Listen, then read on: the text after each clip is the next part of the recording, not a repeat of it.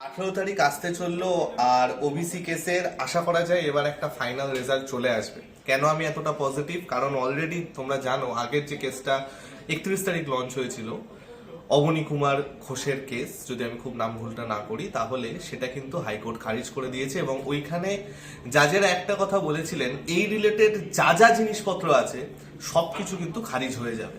তো একটা জিনিস যেটা এবার কিন্তু কমিউনিটিদের যাদের ওই 12 লাখ মতো সার্টিফিকেট আছে বাতিল হতে পারে। ওবিসি কেস ইমিডিয়েট শেষ হয়ে যাওয়ার পর কি কি হবে? পিএসসি যে এক্সামগুলো হোল্ডে রেখেছিল সেগুলো কিন্তু পরপর চালু করবে। স্যার আপনি এত সিওর হয়ে কি করে বলতে পারছেন? কারণ ওবিসি কেসের জন্য একটা জিনিস ঝুলে আছে, সেটা হচ্ছে রোস্টার, অর্থাৎ যে যত সংখ্যক পদ রিজার্ভ থাকে সেই যে পদটা যদি ওবিসি কেস এটা মানে সব বাতিল হয়ে যায় তাহলে সেটা কিন্তু আবার নতুন করে চালু করতে হবে। সেই জন্য এখন নেওয়া যাচ্ছে না, কারণ কত পার্সেন্ট রিজার্ভ হবে সেটা আমরা জানি না। এটা হয়ে গেলেই কিন্তু কয়েকদিনের মধ্যে সমস্ত কিছু নোটিফিকেশন ওয়াইজ পরীক্ষা আসা শুরু হবে এবং সেই পরীক্ষাগুলো কিন্তু আর দেরি হবে না। যে পিএসসি ক্যালেন্ডার দিয়েছে মনে হয় না দেরি হবে।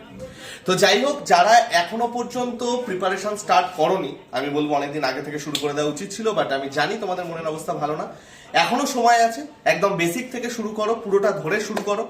এর জন্য আমাদের ব্যাচও আছে, জেনকম স্মার্ট ব্যাচ, যেই ব্যাচটা এখন প্রাইস কমও চলছে। তো যারা পিএসসির যতগুলো এক্সামস আছে আপকামিং, এমভিআই বলো, আইডিও বলো, ক্লার্কশিপ বলো, মিসলেনিয়াস বলো, এগুলো একসাথে প্রিপারেশন বেসিক থেকে চাও তাহলে এই ব্যাচটা নিয়ে নিতে পারো।